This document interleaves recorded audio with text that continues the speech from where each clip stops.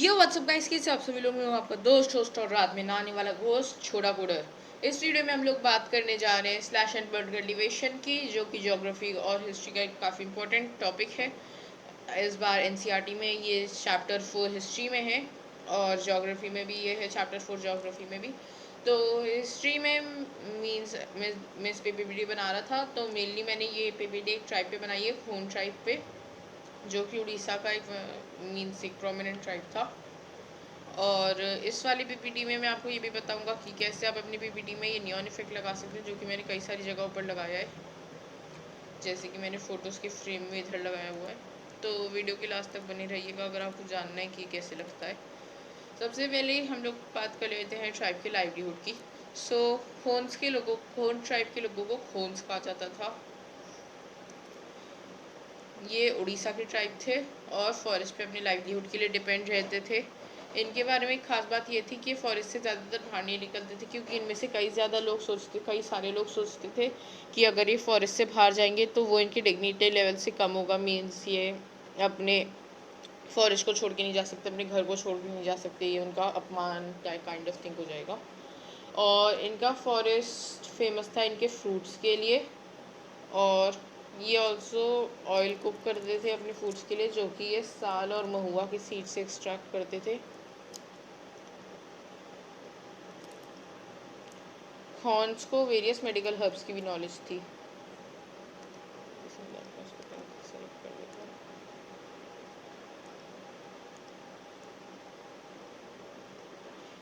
सो हाँ, मेरी the Khonds was hunter and gatherers. So Khonds basically hunters and gatherers ही थे। आप इधर देख सकते हैं कि ये लोग अपने फॉरेस्ट की, इस वाली इमेज में, कि ये लोग अपने फॉरेस्ट की प्रोड्यूस से अपना मीन्स लीव से ये लोग अपने लिए खान पान मीन्स अपनी थैच रूफ बनाते थे। सो ये लोग मेनली हंटर्स एंड गैदरर्स थे। वो लोकल मार्केट में भी कभी कभी ट्रेड कर लेते थे।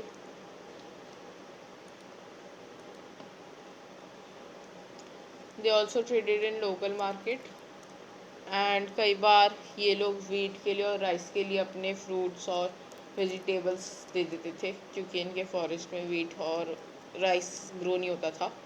कई सारे लोकल ट्रेडर्स और जो वीवर्स थे और मीन्स जो लोग डाई करते थे, वो लोग इनसे पलाश और कुसुम की ट्रेड करते थे, जिनसे हमारे होली के कलर्स भी बनते हैं इन वाले कलर्स से। ये कई बार और जॉब्स भी करते थे, like carrying loads and building roads. Loads carry करते थे और छोटे मोटे फार्मर्स की फील्ड्स में भी काम करते थे। और जैसा कि मैंने आपको बता ही दिया कि कुछ लोगों को लगता था कि उनकी डिग्निटी लेवल से नीचे, इसलिए ये सब काम नहीं करते थे।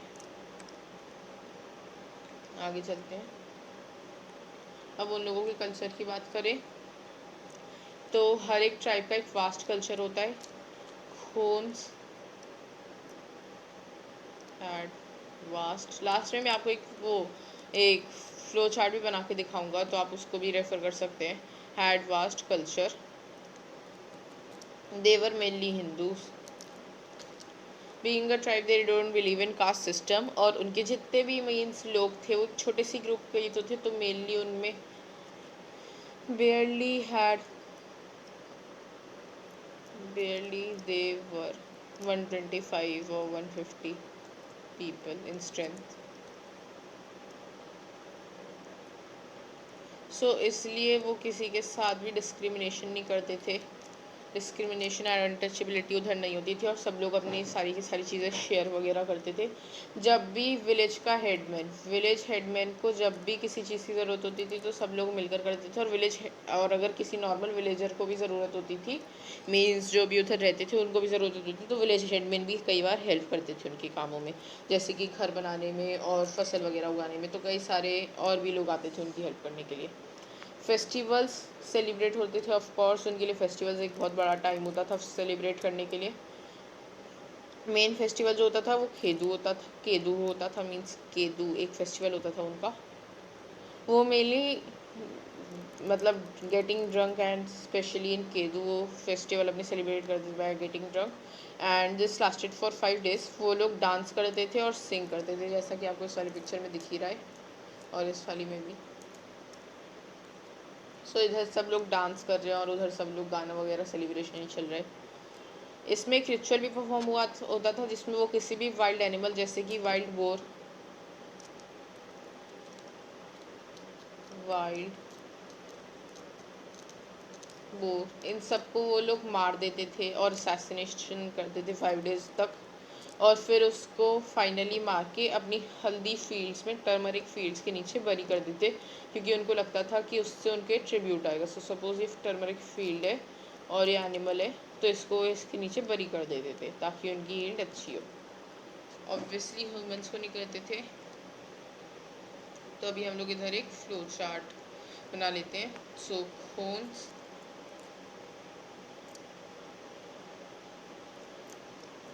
they lived in forest,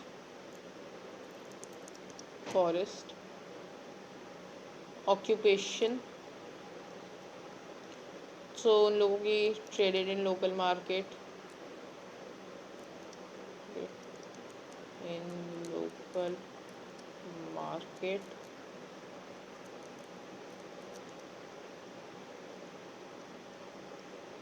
occupation,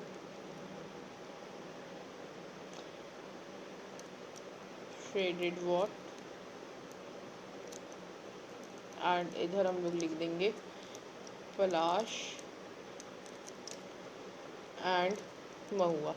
NCERT की बुक में भी हमारे में इतना इस टॉपिक के बारे में नहीं है, और ये टॉपिक इतना ज़्यादा इम्पोर्टेंट भी नहीं है, मगर मुझे स्लैश एंड बर्न कल्टीवेशन समझाने है, इसलिए मैं एक ट्राइब के बारे में आपको एक मतलब एक इंट्रोडक्शन दे रहा हूँ कि ये ऐसे ऐसे ट्राइब थे खोंद, और ये काफ़ी चीज़ें और करते थे जैसे slash and burn cultivation.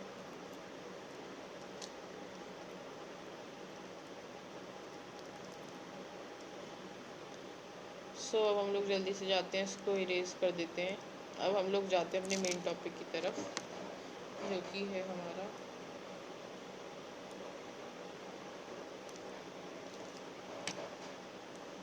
Sorry इधर आएंगे हम लोग, फिर से इधर जाएंगे।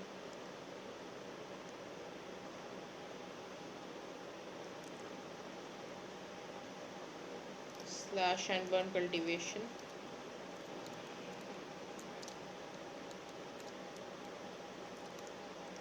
सो अगर आपने अभी तक मेरे चैनल को सब्सक्राइब नहीं किया है तो प्लीज़ जाकर चैनल को सब्सक्राइब कर दीजिए, और वीडियो को भी लाइक कर दीजिए, और कमेंट कर बताइएगा कि आपको कोडिंग के कौन से टॉपिक पे वीडियो चाहिए, क्योंकि अब मैं कोडिंग पे वीडियोस नहीं बनाऊंगा, क्योंकि उसमें अभी इतना कुछ बचा है नहीं। अगर आपको कुछ लगता है कि कोई टॉपिक मैंने छोड़ दिया है कोडिंग में, क्योंकि अभी उसमें काफ़ी सारे अपडेट्स भी आए होंगे, तो मैंने मीन्स अगर कोई टॉपिक छोड़ दिया है तो आप प्लीज़ मुझे कमेंट्स में बताइएगा ज़रूर कि आप प्लीज़ इस वाले टॉपिक में वीडियो बना दीजिए, तो मैं ज़रूर बनाऊँगा।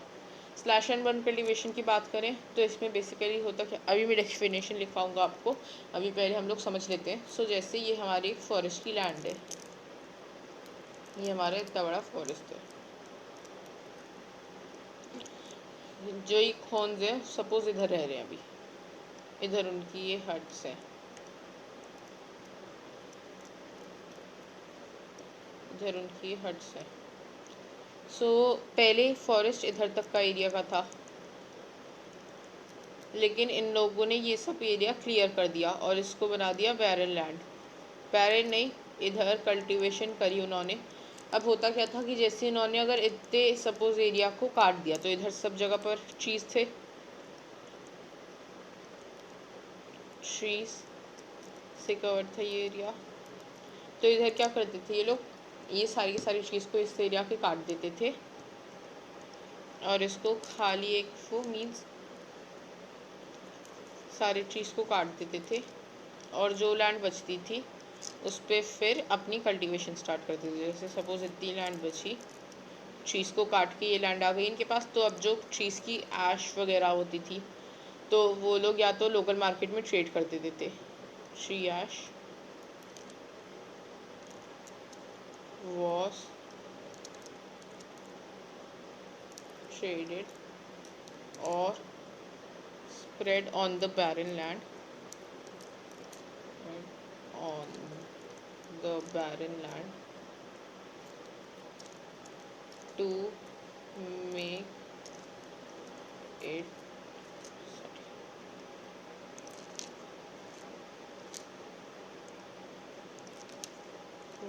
it fertile.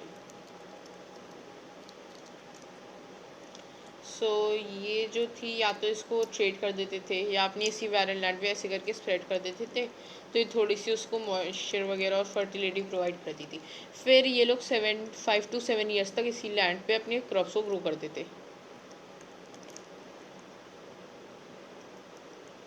Grow there crops.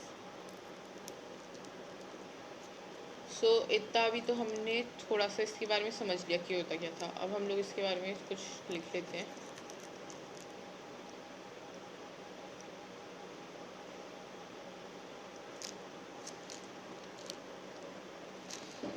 एक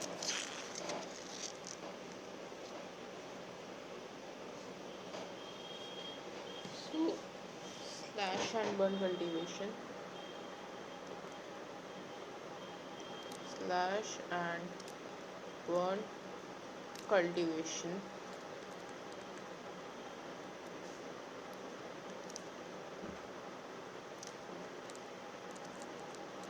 practiced by earlier tribes of not only Odisha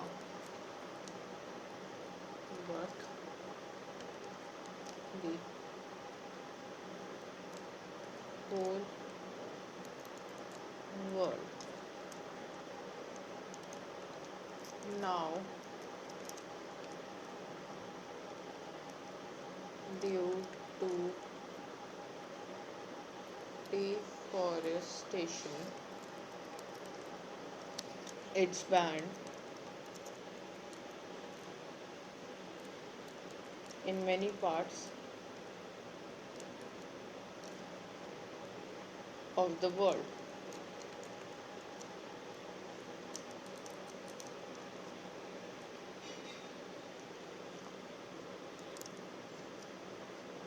सो इतना हमने लिख लिया है। अभी मैंने आपको थोड़ी देर पहले डिटेक्ट कर ही दिया था ये इसमें बेसिकली क्या होता था। सो अब चलिए हम लोग नेक्स्ट स्लाइड पे चलते हैं।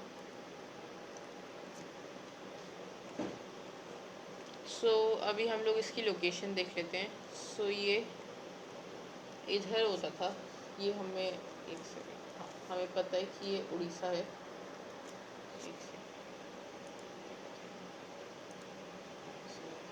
हाँ सो हमको पता है कि ये उड़ीसा है,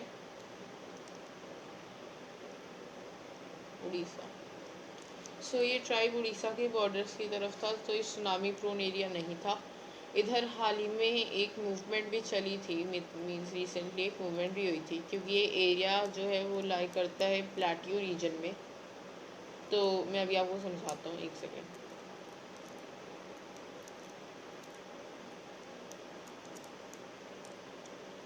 ये एरिया इंडिया के प्लेट्यू रीजन में लाई करता है। सो इधर हो गए हमारे ईस्टर्न कोस्ट, ये हो गए हमारे ईस्टर्न, एक सेकेंड सॉरी ऐसे तो नहीं लिखा जाएगा मुझसे, ईस्टर्न